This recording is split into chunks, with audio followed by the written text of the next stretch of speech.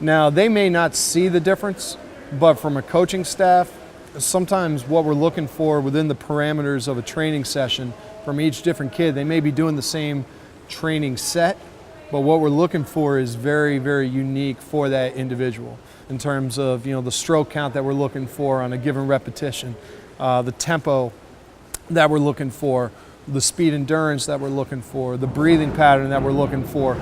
All those things are individualized, and that's a 4-year process for us. I mean, all these girls are coming to this from a different training background. Some of them very extensive, some of them much more limited.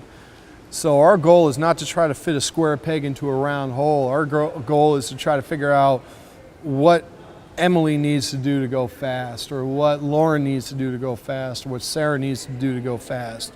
To pay attention to what the athlete's telling us. They know a heck of a lot more about how their body moves through the water than we do. So I think what we do well as a coaching staff, if I was to pat ourselves on the back, is I think we coach personalities really well. We try to figure out what makes each kid tick, and not so much coach from the top down. I tell you do something, you do it, you go fast.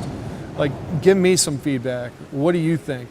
Certainly we have ideas of how to get a kid to go fast, but it's unique for each individual, I think.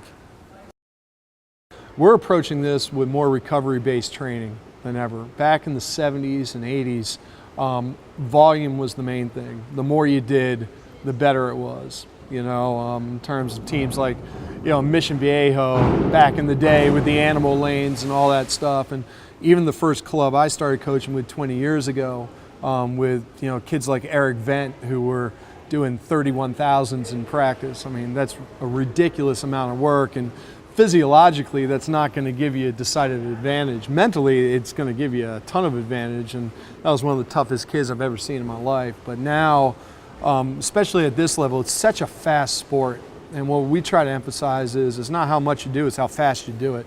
So we really try to pay attention to that. But from our training plan, every 4th or 5th week now, we try to do, and we're actually right now currently in a regeneration week with our kids. Now, it doesn't mean that the intensity of the training drops off. If anything, it stays fairly intense, but the volume of the intensity comes down a little bit this week. And we also try to give them a little more sleep, because these are college athletes, they never get enough sleep. So we're trying to stay ahead of sickness. At this point in the year, that's one of the more important things.